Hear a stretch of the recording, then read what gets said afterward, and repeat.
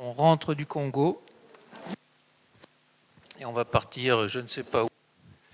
On va partir avec Geneviève Azam, ici à gauche, dans un premier temps, qui va nous parler de ce qui lui passe un peu par la tête en fonction de ce qu'elle avait prévu, de ce qu'elle a entendu depuis ce matin et de ce qui va arriver. On va voir. C'est une économiste qui est venue tout spécialement pour nous de Toulouse, malgré les virus en Île-de-France. On la remercie. Il y en a aussi à Toulouse, il paraît. Si ça se trouve, elle fuit Toulouse, elle se réfugie ici. Bon, en tout cas, merci d'être là. Et c'est une économiste, pas vraiment économiste, un peu anti-économique, qui enseignait l'anthropologie économique. Vous voyez pourquoi elle est arrivée jusqu'ici sur une journée comme ça, où on essaye de voir justement quelle est la part de l'anthropologie dans l'économie, ce que disait Phil Winsor. Alors je dis, malheureusement, ceux qui n'étaient pas là ce matin, je le redis, Phil Winsor ne sera pas là ce soir avec nous. Il est vraisemblablement bloqué aux États-Unis. Voilà. Mais donc, c'est ce même Phil Winsor qui disait que l'économie est toujours et d'abord une anthropologie. Et donc, c'est à partir de cette réflexion-là, cette manière-là de voir les choses qu'on avait construit un peu cette journée. Je pense que vous commencez à voir un peu le lien entre toutes ces choses, j'espère. Et donc, Geneviève va articuler tout ça avec sa pensée peut-être un petit peu plus théorique, puisque là, on a eu plusieurs cas d'études. Et là, on va monter un petit peu en généralité, comme on dit. Et puis Jacques Prade, ici, qui vient lui aussi de Toulouse, puisqu'ils ont enseigné tous les deux dans un même master d'économie pas tout à fait normal. Et lui nous parlera de la manière dont on peut bricoler l'économie, justement, pour que l'existence de situations alternatives, d'utopies concrètes, etc., puisse se pérenniser. Comment ça peut se passer? Qu'est-ce qu'on peut trouver comme outil? Et quel intérêt il y a à faire entrer dans la pensée d'une certaine économie des situations alternatives pour leur offrir une certaine pérennité? Voilà, c'est à vous. Et puis, on aura encore un petit peu de temps pour discuter de tout ça à la fin. Merci à vous deux.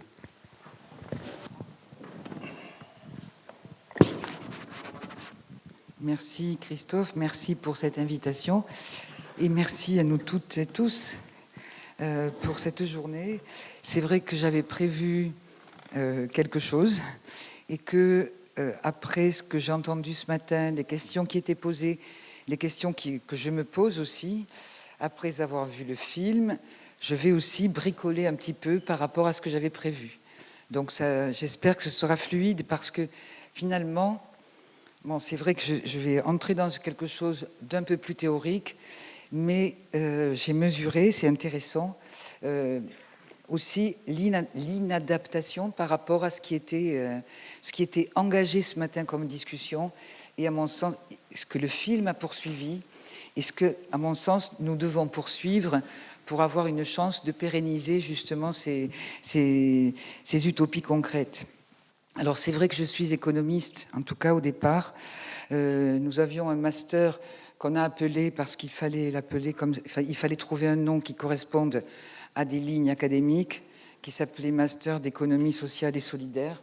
Bon, quelque chose comme ça.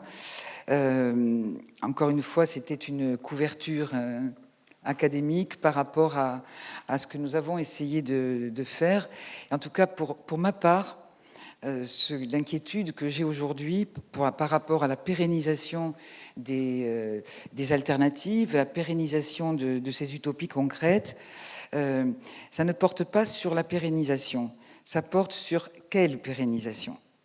Parce qu'on voit aujourd'hui qu'il y a des alternatives qui sont pérennisées, qui, au bout d'un certain temps, trouvent une pérennisation et même, finalement, deviennent parfaitement absorbées, compatibles avec le monde dans lequel nous sommes. Le capitalisme, c'est assez flexible, et le capitalisme est capable aussi de faire entrer dans sa propre sphère ceux qui le contestent. Et donc, ceci est arrivé aussi pour des expériences, des résistances, des alternatives qui ont pu, à un moment donné, vraiment représenter quelque chose et qui, au fil du temps, peut-être parce que ce fut la manière de compter et d'oublier ce qui compte. En tout cas, ces alternatives sont devenues des alternatives économiques, peut-être, mais ne sont pas devenues réellement des alternatives à une manière de faire monde de manière économique. Parce qu'aujourd'hui, c'est ce qui domine et qui est en train de nous détruire, c'est une manière de faire monde qui est une manière qui se voudrait, se réaliser selon les voies de l'économie de manière économique. Et donc, c'est avec cela que nous devons rompre, sans doute, pour assurer la pérennité non seulement de nos alternatives, mais du vivant et de la vie, tout simplement, puisque quand même, nous sommes en état d'urgence. Ce matin, quelqu'un posait la question de vivre et survivre, disant que finalement, des choses qui ont été présentées ce matin relèvent plutôt de la survie. Je crois que cette partition entre survivre et vivre, on va devoir aussi la questionner, parce qu'aussi dans la survie s'inventent des modalités de vivre, y compris dans la survie, parce qu'il est bien possible que la survie devienne une condition qui soit assez largement partagée. Donc, excusez-moi, je vois des regards un peu inquiets, mais c'est le tableau, on ne va pas se raconter d'histoire, donc ce n'est pas simplement pérennité de nos alternatives, c'est la pérennité de la vie humaine et non humaine sur cette terre, et une vie digne, une vie digne, une vie qui vaut le coup d'être vécue. Donc voilà à peu près dans quel espace mental, disons, j'ai essayé de réfléchir. Alors du coup, je vais quand même partir de parce que ce que nous comptons, je me suis dit, mais c'est qui ce nous ? Alors du coup, dans une première partie, je suis universitaire, j'étais universitaire, c'est ce que l'économie compte, c'est-à-dire le nous, c'est le nous de l'économie. Ce que l'économie compte. Alors quand je dis économie, c'est un discours qui s'est construit pendant plusieurs siècles, un discours qui s'est progressivement séparé de toute référence aussi bien philosophique que morale qu'anthropologique, etc., pour devenir une sorte d'anthropologie du monde, c'est-à-dire une manière d'être qui serait universellement partagée et qui ferait que nous serions tous, depuis toujours, des homo economicus, plus ou moins développés selon les sphères du monde, mais dans tous les cas, si nous ne sommes pas des homo economicus, nous serions des homos ou des... Il n'y a pas les homos au sens générique. Si nous ne sommes pas des homo economicus, nous serions des homo economicus en devenir, potentiellement. Ça, c'est la vision du monde de l'économie. Et bien sûr, ce sont des représentations, mais ces représentations, ça Polanyi l'a très très bien montré, ces représentations, elles ont des effets réels. Ce ne sont pas simplement des représentations qui planent sur le réel. Il y a vraiment une interdépendance entre la manière d'imaginer le monde et ce que concrètement, matériellement, nous vivons. Donc voilà, l'économie, c'est ça. Et donc ce sont des activités qui aussi se sont progressivement séparées de ce que nous avons appelé ce matin, ce qui était appelé ce matin une sorte de oikonomia, de économie de subsistance. Moi, je dirais plutôt activité de subsistance, parce que ça, c'est vrai que c'est universel.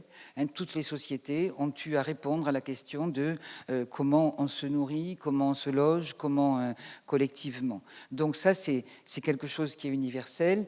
Je ne sais pas si on peut appeler ça de l'économie. Bon, c'est peut-être pas le sujet ici. En tout cas, c'est une activité, des activités de subsistance, activités de subsistance. Bien, dans le monde dans lequel nous sommes, donc, nous sommes sous le joug d'une tentative d'assurer l'équivalence marchande à toutes sortes de biens et de services, car le marché, alors je vais expliquer ce que je veux dire par marché, là, c'est le marché avec une majuscule, là celui-ci, le marché avec le capitalisme, notamment dans sa version libérale, est devenu littéralement coextensif à la société dans son ensemble. Alors quand je dis le marché, c'est pour distinguer des marchés, comme nous en avons vu en Afrique d'ailleurs, comme on a pu en parler ce matin, etc. Le marché, dans l'idéologie néolibérale et dans le capitalisme tel que nous le vivons, c'est un principe d'organisation des sociétés. Ce n'est pas le lieu d'échange concret, ce que Karl Polanyi appelle le petit marché, si vous voulez, avec une minuscule, c'est-à-dire le marché rencontre. Le marché rencontre, c'est ce qu'on a vu ici en Afrique, par exemple, dans lequel j'ai beaucoup aimé toutes les scènes sur la négociation sur le prix, dans le principe du marché, le principe organisateur de la société, selon la loi, d'une offre et d'une demande, on ne négocie pas le prix est fixé sur le marché, bien entendu, et ce prix ne se négocie pas, et on arrive aujourd'hui jusqu'à l'extrémité du prix qui est inscrit sur des codes barres, qui est bien entendu impensable absolument de négocier, et donc un prix qui ne résulte pas d'une relation sociale, mais qui résulte d'une relation sociale, d'une histoire, mais qui résulte à un moment donné, comme disait un des néolibéraux, Friedman, qui coordonne ce prix des décisions qui sont prises par des millions de personnes qui demandent à un moment donné un produit, d'autres millions qui offrent ce produit. C'est un système de coordination généralisée, c'est un moyen de faire société grâce au système de prix qui sont les véritables signaux de soi-disant, la valeur des biens.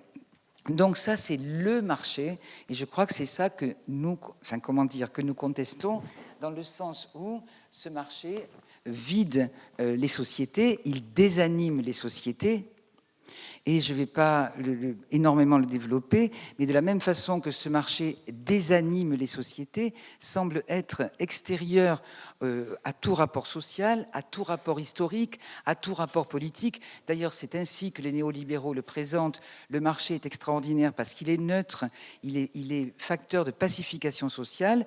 Et comment s'appelle Friedman a une phrase extraordinaire. Il dit « Il n'est pas nécessaire que les gens se connaissent, ni même qu'ils s'aiment. Le marché est un système automatique, quasiment autorégulateur, anonyme, qui permet d'établir un équilibre à un moment donné entre une offre et une demande, et donc c'est un pacificateur des relations sociales. Donc il désanime totalement la société, il désanime les individus qui deviennent des homo economicus, et aujourd'hui il tend à désanimer la nature, puisque la nature est elle-même, la Terre, disons, je dirais plutôt, toutes ces communautés biotiques qui constituent ce qu'on peut appeler la Terre, sont aujourd'hui menacées aussi par ce système d'équivalence généralisée de relations marchandes qui sont étendues aux entités naturelles. Donc c'est une façon aussi de désanimer la nature. Au nom d'une rationalité économique, c'est-à-dire nous serions des calculateurs par essence. Alors, cette rationalité économique, elle ne supporte pas déjà l'idée de gratuité. La gratuité est un gaspillage. C'est un gaspillage, c'est vraiment parce que nous sommes des homo economicus. Si quelque chose est gratuit, nous allons en profiter, nous sommes des profiteurs en fait. C'est une vision macabre du monde, cette vision économique. Les individus sont intéressés, ils sont seulement intéressés, et ce sont des profiteurs, ce sont des colons finalement, et des profiteurs. Et donc, si quelque chose est gratuit, eh bien, il n'y aura aucune discipline. On va essayer d'en prendre le plus possible pour soi. Et c'est la tragédie des communs, la tragédie de la gratuité. C'est-à-dire, finalement, c'est la destruction de ce qui est gratuit par le fait de l'avoir mis gratuit. Donc, il est beaucoup mieux d'établir un prix. Et l'outil le mieux pour établir un prix, c'est le marché.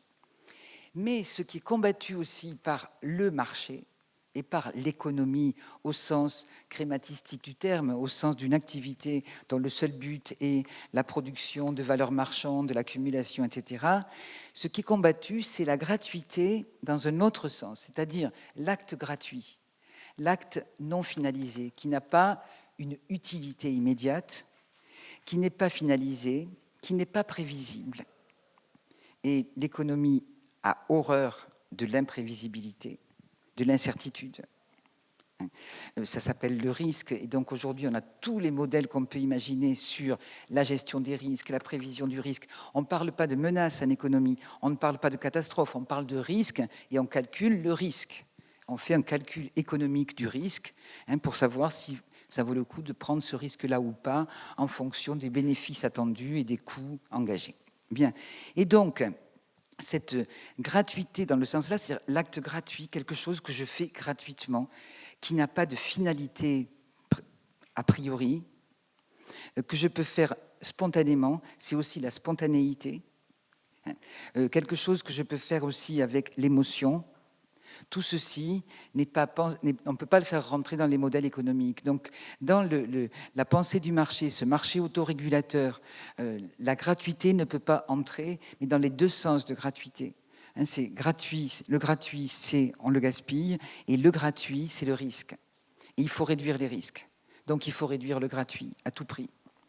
Et donc, évidemment, et c'est ça la rationalisation des conduites, la rationalité économique, elle est faite de cela aussi. Et ce matin, on parlait des comptes, parce que c'est là que je reprends à partir de ce qu'on a dit, de ce qui a été dit ce matin. J'ai trouvé très intéressant, parce que le fait que nous comptions n'est absolument pas nouveau, évidemment. Tenir des comptes, c'est quelque chose aussi qui est extrêmement ancien. Bon, il y a plusieurs manières de tenir des comptes. Ces comptes ne sont pas obligatoirement monétaires. Ça n'a pas toujours été l'établissement des comptes ne s'est pas toujours fait de manière monétaire. La monnaie, d'ailleurs, par rapport à quelque chose qui a été dit ce matin aussi, la monnaie, elle a été pendant très longtemps matérielle, c'est-à-dire c'était une marchandise comme les autres. Et donc, elle était aussi très matérielle, la monnaie, alors qu'elle s'est progressivement dématérialisée. Et d'ailleurs, en français, ça c'est quelque chose d'assez intéressant dans la langue française, c'est pas vrai en anglais. On a deux termes pour la monnaie. On a la monnaie, on a l'argent. Mais les économistes ne parlent pas d'argent. Ça, c'est le commun. Les économistes parlent de monnaie. Pourquoi? Parce que l'argent, justement, c'est, comment dire, la persistance du terme argent, parce que l'argent matière a été une monnaie, comme l'or, comme parfois des coquillages, etc. Mais l'argent matière a été une monnaie. Et quand on dit l'argent, j'ai pas d'argent, c'est une référence à l'argent matière. Alors que tout le mouvement de la monnaie économique a été de se libérer de la matière pour que la monnaie devienne un simple outil d'échange et non plus qu'elle ne soit pas du tout référée à l'activité matérielle qui a été mise en avant ce matin. Et ça, c'est intéressant qu'on ait gardé les deux. Mais en économie, on ne parle pas d'argent. Donc le fait de reparler d'argent, comment dire, à mon avis, rentre dans ce qui a été un peu développé, que je n'ai pas tout entendu malheureusement ce matin, d'une manière de compter qui est différente. Bon, bref. Et alors les comptes, la particularité du capitalisme et de l'échange marchand, et ça, c'est un sociologue, Max Weber, qui l'a vraiment montré, c'est que la rupture vraiment qu'il y a eu, c'est quand on a établi des comptabilités pour les entreprises séparées de la famille. Auparavant, les comptes étaient faits et on mélangeait la production, la caisse, disons la caisse, elle servait à tout. Elle servait à payer des fournisseurs, etc. Mais elle servait à aller faire des courses pour nourrir la famille. Il n'y avait pas de séparation des comptes. Et Max Weber nous dit, c'est à partir du XVIe siècle à peu près qu'on commence à séparer les comptes. Et c'est-à-dire que là, les comptes de la subsistance, disons, n'entrent pas dans les comptes économiques. Les comptes économiques sont essentiellement consacrés à la production. Alors là, je voudrais introduire quelque chose concernant la production, justement. C'est que le rapport au monde de l'économie et ce à quoi nous sommes requis de donner du sens et d'accorder nos comptes, en tout cas, de penser que c'est ce qui compte. Dans notre rapport au monde, il est essentiel, en tout cas dans le domaine de l'économie telle qu'elle s'est construite, même à partir du 18e, 19e siècle, en tout cas dans le capitalisme industriel, c'est autour de la figure du producteur, de la production. Et donc, le schéma, c'est l'extraction, la transformation, la production et ensuite l'échange.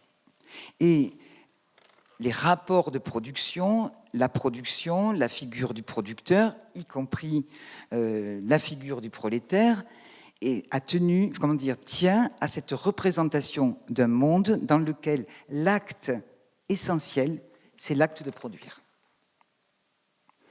Tout ce qui est de l'ordre, et je n'aime pas ce terme, je dirai pourquoi tout à l'heure, de la reproduction, c'est mineur. L'acte majeur, c'est l'acte de la production. Et c'est d'ailleurs repris dans toute la tradition émancipatrice, puisque c'est parce que je produis que je suis producteur, je le dis au masculin, volontairement, parce que je suis... Il y a eu des femmes ouvrières, mais parce que je suis producteur, elles ont été invisibilisées, mais parce que je suis producteur, que je peux espérer l'émancipation. Donc, c'est cette figure-là qui a été très valorisée aussi par tout le discours économique et surtout par les comptes, parce que la comptabilité économique, la comptabilité nationale ou la comptabilité d'une entreprise, c'est on compte ce qu'on produit. Le fameux PIB dont tout le monde a entendu parler, qui est le révélateur, qui est censé être le révélateur de la santé d'une société. Si le PIB augmente, tout va bien.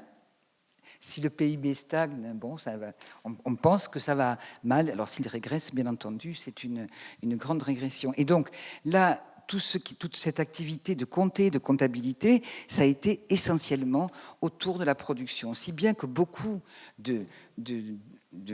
d'actes liés à l'entretien, ce qu'on appelle la reproduction au sens large.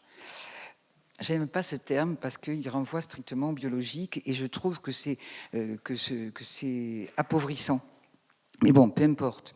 Toutes les activités de reproduction, de subsistance, de sustentation de la société, du soin, etc., ont été considérées comme improductives, y compris dans la théorie marxiste. C'est considéré comme improductif. Et donc, ce à quoi nous tenons. Alors maintenant, si j'arrive au nous, disons, je mélange un peu, là, je sors de mon exposé, en fait, je me rends compte, tant pis, je me raccrocherai. Ce à quoi nous tenons, c'est que, et c'est ce que je trouve intéressant dans les réflexions écoféministes qu'il y a aujourd'hui, c'est que, et dans ce qui s'est passé d'ailleurs récemment au moment du Covid, ce qui se passe aussi du fait des catastrophes écologiques à répétition, où nous sommes quand même requis de réfléchir à ce qui nous semble essentiel, c'est que beaucoup d'expériences écoféministes et de discours aussi écoféministes, de réflexions écoféministes, de mon point de vue, tendent, en mettant en avant tous les travaux liés aux soins, liés à l'entretien, aux soins, à l'éducation, à la réparation, bref, au tissage de tout ça, qui ont été considérés comme des travaux dominés et à ce titre avaient alimenté des revendications pour les sortir de la domination, les faire reconnaître par des salaires, les élever, etc. Je trouve intéressant, et c'est ce qui compte, je pense, dans le discours écoféministe, c'est qu'il y a une sorte de destitution de la figure de la production et du producteur comme figure centrale d'organisation des sociétés, et au contraire, il ne s'agit plus de dire que ce sont des travaux dominés et occupés par des pauvres victimes. Non, c'est ça que je trouve intéressant dans l'écoféminisme. C'est une récupération, au contraire, de ces activités-là, pour montrer que ce sont des activités qui, si elles ne sont pas développées, effectivement, d'abord, la pérennité de nos alternatives est menacée, et non seulement la pérennité de nos alternatives, mais la pérennité de la vie tout court et de la vie, du vivant et de la vie. Et donc c'est mettre désormais, en tout cas, je ne sais pas s'il s'agit de prioriser, parce que je ne suis pas certaine qu'il faille entrer dans ce type de hiérarchie. En tout cas, ce dont je suis à peu près certaine, dont on pourra discuter, c'est la destitution de l'idée de production de toujours plus, d'accumulation, extraction, production, et au contraire, la valorisation, mais pas valorisation uniquement monétaire, la représentation d'une société qui se construit autour du soin, autour de l'entraide, j'ai entendu ce matin, etc. etc. Bon, voilà ce que je voulais introduire déjà dans ce qui compte. À mon sens, aujourd'hui, ce qui compte comme activité, dans le sens, si on veut poser la question de la pérennité, ce sont toutes ces activités-là qui ont été méprisées, qui ont été considérées comme secondaires et donc attribuées à celles qui étaient méprisées, activités donc secondaires qu'on laisse aux personnes aux subalternes. Et en l'occurrence ici, les femmes. Et je voudrais revenir sur le sens du mot produire, justement. C'est que produire, bon là c'est pour cet entretien avec vous que je suis allé rechercher le sens du mot produire finalement. Bon, produire c'est un mot latin qui n'a pas toujours qui n'a pas toujours eu un sens économique. Loin de là. C'est à partir du XVIe, XVIIe siècle que produire devient produire des biens, agrandir, augmenter, etc. C'est quand le discours quand produire est devenu le centre du discours économique. En fait, produire, si on cherche dans des dictionnaires, dans le Gaffio, dans des choses comme ça veut dire accomplir. Alors, je ne sais pas si vous percevez la différence qu'il y a entre produire, je produis un bien, c'est finalisé. Là, il n'y a pas de gratuité, au sens hasard, au sens accueillir l'imprévu, au sens de etc. Et accomplir, eh bien, il y a une part d'incertitude dans l'accomplissement. Ce n'est pas accomplir quoi, c'est s'accomplir aussi, c'est accomplir le groupe. C'est pas simplement réaliser un produit. Accomplir, dirait Polanyi, ça encastre le produit dans des relations sociales, dans des relations politiques, dans des relations historiques. C'est pas accomplir, c'est autre chose. C'est se resocialiser, si vous voulez, réhistoriciser, c'est réhistoriciser l'acte. Produire n'a pas toujours voulu dire ça. Et accomplir, je crois aussi que ça, c'est important pour, pérenniser nos alternatives. Ce matin, a été discuté, j'y ai pensé à ce moment-là, a été discuté, il faut me dire quand c'est fini. Ce matin a été discuté le fait de, le fait que ces expériences qui ont été transmises par les personnes qui sont intervenues ce matin mettaient finalement en évidence le labeur assez dur quand même, la nécessité de ce que j'appelle moi la nécessité, ce labeur qui est requis pour assurer la subsistance. Et il y a eu un petit débat qui s'est amorcé, qui n'a pas, qui je pense, moi, il doit être poursuivi, bien sûr, ce débat-là. Je pense que dans le travail, ce qui est terrible, ce n'est pas obligatoire, le travail ou l'activité ou le métier de vivre, ce n'est pas obligatoirement la pénibilité physique. Bien sûr qu'il y a la pénibilité physique et qu'on essaie de soulager la pénibilité physique, mais c'est l'humiliation aussi. C'est ça qui rend le travail extrêmement, qui fait que nous avons à refuser justement cette humiliation. Et l'humiliation, c'est aussi un travail qui est, dans lequel on est dépossédé de son objet, un travail dans lequel on est un appendice de la machine. Peut-être que c'est moins pénible physiquement, mais en tout cas, il y a une dépossession qui est beaucoup plus grande. On devient un appendice de la machine, et en tout cas, on a assez peu de chances de s'accomplir, de accomplir quelque chose. C'est accompli pour nous. La dépossession est très forte. Alors que dans le sens de produire, accomplir, je ne sais pas si on pourra en rediscuter, mais moi je ressens ce mot accomplir comme quelque chose qui ne me dépossède pas alors que je produis. Ben, quand j'ai produit ça, c'est sur le marché, c'est la réification généralisée. Alors que l'accomplissement, c'est aussi l'accomplissement du groupe. Bien, comme je vois qu'il ne me reste pas trop de temps, je voudrais insister sur 2 autres points par rapport aux discussions. Je sais qu'il y a dans de nombreuses alternatives aujourd'hui sur la question de la nécessité absolue de se pérenniser. Je crois que, comment dire, il faut absolument se préciser un certain nombre de choses concernant d'abord le marché. Les comptes déjà, le fait de compter, on l'a vu ce matin, n'est pas obligatoirement un acte économique. Encore une fois, l'acte économique de compter, le comptage économique, le calcul économique, c'est un calcul qui s'est construit sur la séparation totale sur la séparation totale de la société. C'est un mécanisme neutre, indépendant de la société, indépendant de l'histoire. Ce calcul-là, je pense qu'il est à bannir, parce qu'à ce moment-là, on reproduit une vision économique du monde. En revanche, compter comme ça a été amorcé ce matin, c'est-à-dire en réinscrivant tout ce que nous comptons dans ce qui fait la vie, y compris la subsistance, ce n'est pas séparé. Bon, là, c'est autre chose, bien entendu. Et ça, bon, et pourquoi pas, la monnaie peut l'argent, pardon, peut tout à fait être un moyen, on pourra le discuter, je sais que c'est discuté, mais l'argent en tant que tel, la monnaie, alors si je prends un exemple peut-être, la monnaie européenne aujourd'hui telle qu'elle a été faite, si vous prenez un billet de banque européen, c'est de la monnaie, ce n'est pas de l'argent.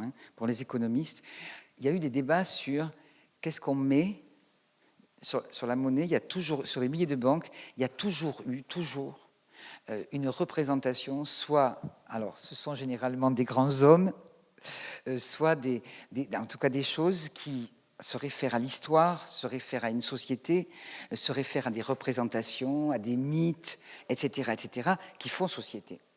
Tous les billets de banque.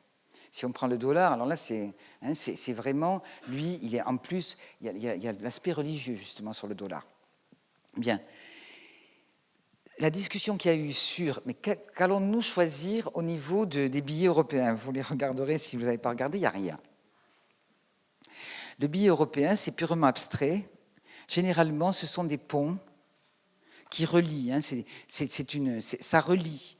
Mais ça ne représente pas aucunement l'histoire d'un pays ou d'une Europe, ni l'histoire, ni la politique, ni c'est pas incarné dans des personnes. C'est une monnaie qui s'est totalement échappée de la société, qui a migré, qui a fait sécession, je dirais, et qui est devenu un pur outil d'accumulation, un outil de circulation marchande, etc. Et non pas un outil, au contraire, qui peut l'être aussi. La monnaie peut l'être, l'argent peut l'être.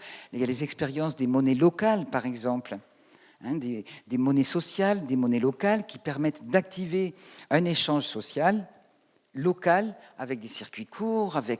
Là, c'est tout à fait autre chose que l'euro. Ce sont 2 réalités qui sont complètement différentes. Donc, ce n'est pas la monnaie en tant que telle. C'est cette monnaie-là, appelons-la monnaie capitaliste, appelons-la comme on veut, en tout cas une monnaie totalement qui se voudrait dématérialisée et qui est asociale, qui se voudrait apolitique aussi, puisque l'euro, il n'y a pas d'État européen. Toutes les monnaies jusqu'ici, elles étaient émises par un État qui avait le monopole d'émission de la monnaie. Là, il n'y a pas d'État européen. Donc l'euro, c'est typiquement une monnaie économique, point. Typiquement une monnaie seulement économique. Alors que les monnaies locales, par exemple, ne sont pas des monnaies typiquement économiques. Elles peuvent être des monnaies économiques, ça peut servir à régler des échanges économiques, mais ce n'est pas que ça. Et on voit dans le film le marchandage sur le marché, la façon dont s'établit le prix. Bon, alors après, le réalisateur, si j'ai bien compris, a construit un peu ça. Mais je crois que nous le savons tous, comment la fixation du prix sur le mode du marchandage, vous savez que dans des pays où il y a le marchandage, c'est un affront aux vendeurs que de ne pas marchander. Parce que vous signifiez par là que vous ne voulez pas entrer dans la relation sociale. Hein, les Occidentaux sont souvent gênés pour marchander, en se disant ben non, moi je ne marchande pas, je paye ce qu'on me demande, tout ça. Non, c'est un affront. Parce que c'est une façon de signifier que peu importe ce qu'on vous vend, ce qui importe aussi, c'est le lien qui se tisse au moment de la vente. Bon, ça c'est tout l'héritage de Marcel Mauss, il en a été un peu question ce matin. Hein, ce qui importe dans l'échange, bien sûr, c'est le bien échangé. Parce qu'il y a des biens utilitaires, il y a des biens non utilitaires, il y a des biens utilitaires. Mais c'est la manière dont on l'échange. C'est l'établissement de la relation qui se fait dans l'échange qui est importante. Et cette relation, on espère d'ailleurs qu'elle ne va pas s'éteindre, qu'elle va pouvoir se poursuivre.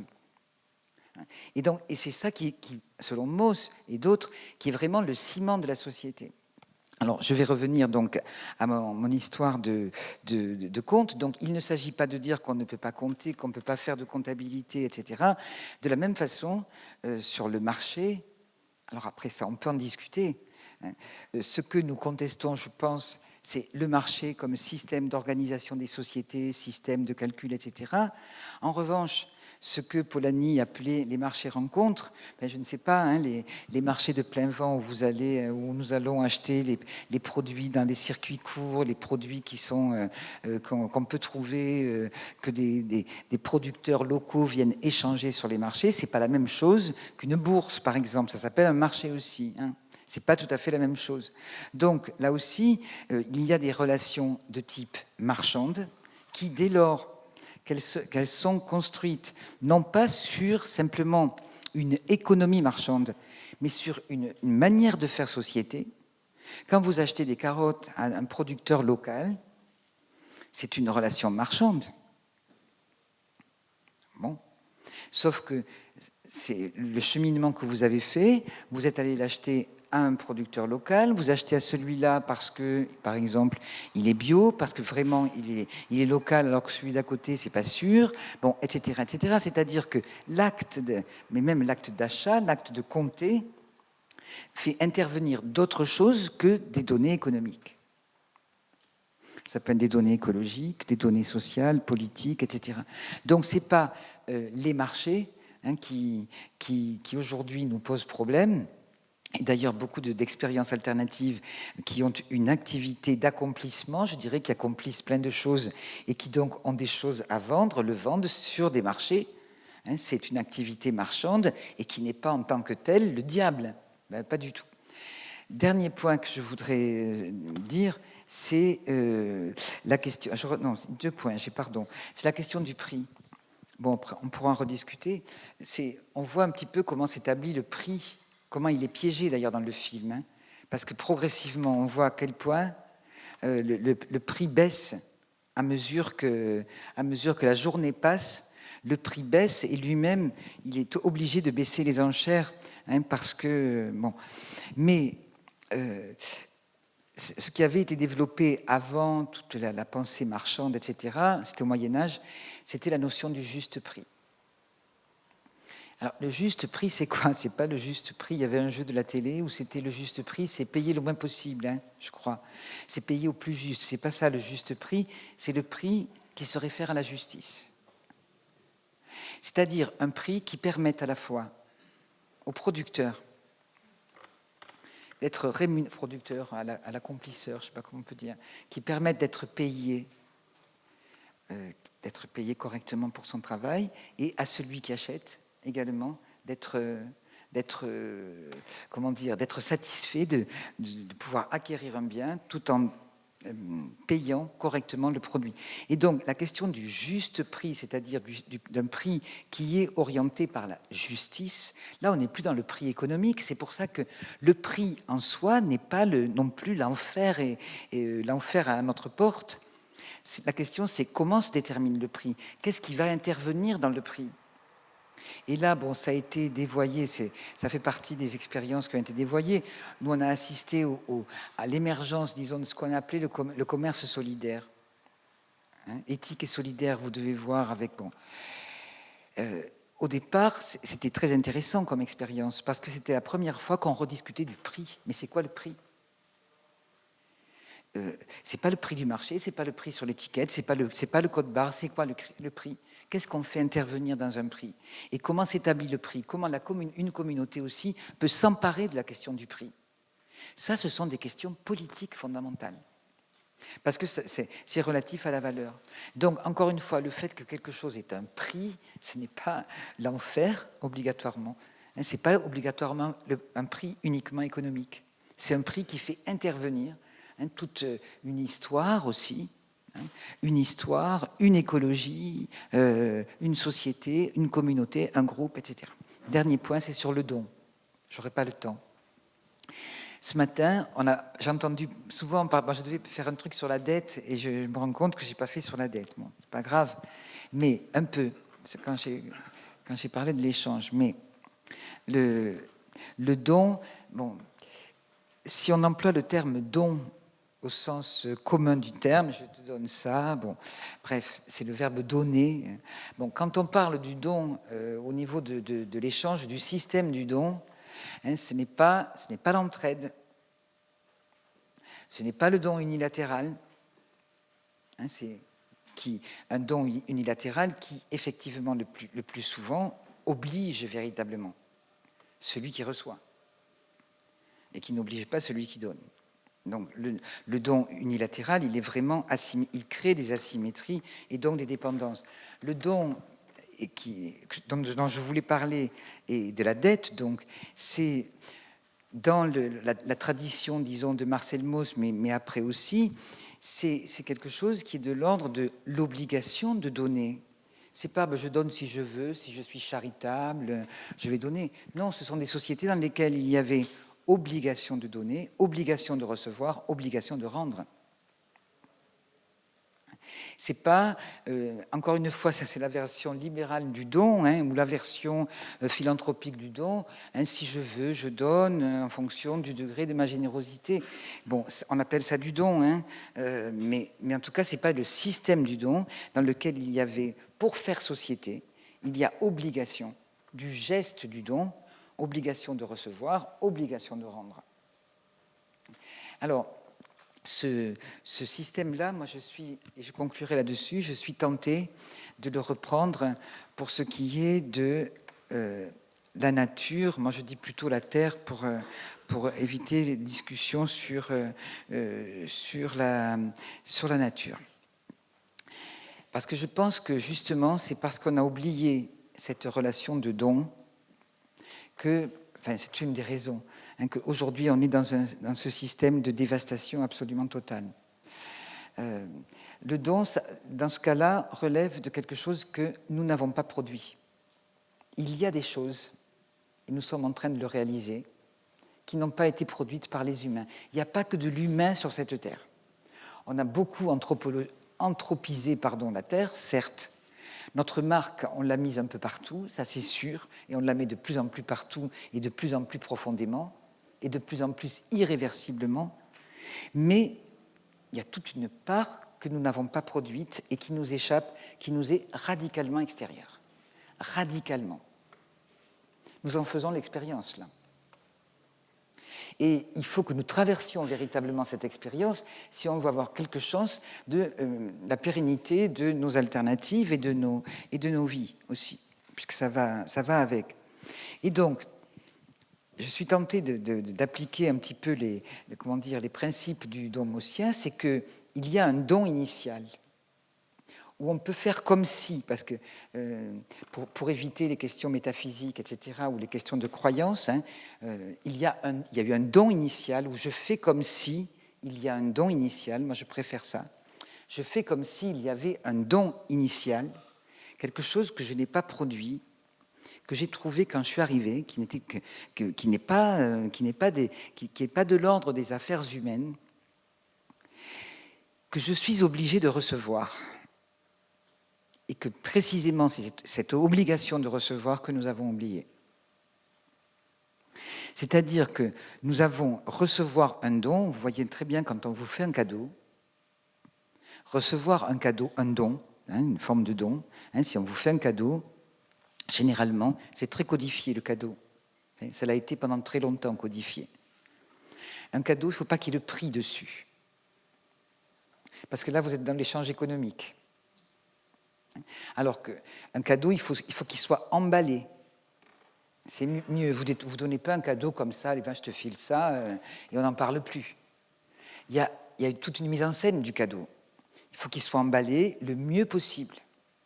C'est une façon de dire que ce qui importe, ce n'est pas seulement ce qu'il y a dedans, ce qui importe, c'est le geste. Et d'ailleurs, il y a une expression populaire, c'est le geste qui compte. Vous savez, il y a des phrases types quand on fait un cadeau. « Oh, c'est pas grand-chose ». « Non, tiens, prends ça, c'est pas grand-chose ». La personne vous répond « Non, mais c'est le geste qui compte ». Oui, c'est le geste qui compte aussi. C'est le geste qui compte. Et donc, on emballe parce qu'on ne veut pas montrer, voilà, on donne, c'est le geste. Bon. Et on ne vous rend jamais un cadeau tout de suite. Vous devez accepter le cadeau. Si vous refusez, c'est une rupture diplomatique quand même assez grave.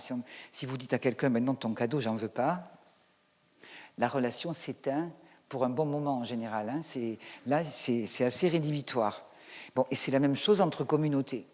En revanche, si vous acceptez le cadeau, si vous manifestez votre bonheur d'avoir ce cadeau, la satisfaction, etc., vous n'allez pas le rendre immédiatement parce que ça fait échange économique, ça fait donnant-donnant. Tu m'as donné un cadeau, là je te rends le truc à valeur équivalente, je vais me débrouiller pour trouver à peu près... Là, ça y est, c'est terminé, c'est plus du cadeau. Donc il faut attendre, et il y aura un moment, il y a une occasion où le cadeau est rendu. Et quand vous rendez le cadeau, et vous avez intérêt à le rendre, et ce n'est pas de l'intérêt homo economicus, c'est entretenir la relation sociale. Parce que si vous ne rendez pas le cadeau, ce n'est pas le rendre à valeur économique égale, c'est que vous rendez le geste aussi, vous rendez l'alliance, vous entretenez l'alliance. Et à mon sens, ça compte, c'est ça qui compte, c'est entretenir l'alliance. Et nous avons rompu l'alliance avec la Terre, parce que nous n'avons pas accepté ce cadeau, enfin comme si, en tout cas ce don, comme s'il y avait eu un don initial, quelque chose qu'on n'a pas produit. Donc nous ne l'avons pas réellement accepté, reçu. Et comme nous ne l'avons pas reçu, ben, nous ne le rendons pas. Et nous devons le rendre. Et le rendre, c'est restituer la capacité des écosystèmes à se renouveler, etc., etc. Voilà. Donc voilà à peu près, j'ai dressé, c'était un peu fouillis, je m'en excuse, parce que je n'ai pas suivi mon plan, en fait, les dangers qu'il peut y avoir. Bon, nous, on a quand même eu beaucoup de, entre guillemets, déceptions, c'est-à-dire des alternatives qui nous paraissaient vraiment géniales. On se disait, c'est bien. Puis petit à petit, qui sont prises dans le système, qui deviennent, certes, une autre économie peut-être, mais toujours une économie finalement, et qui ne nous sortent pas de ce cycle-là. Et en même temps, la nécessité, bon, Christophe, tu le disais tout à l'heure, de compte, c'est que l'économie, c'est une économie substantive au sens de Polanyi, c'est aussi notre quotidien.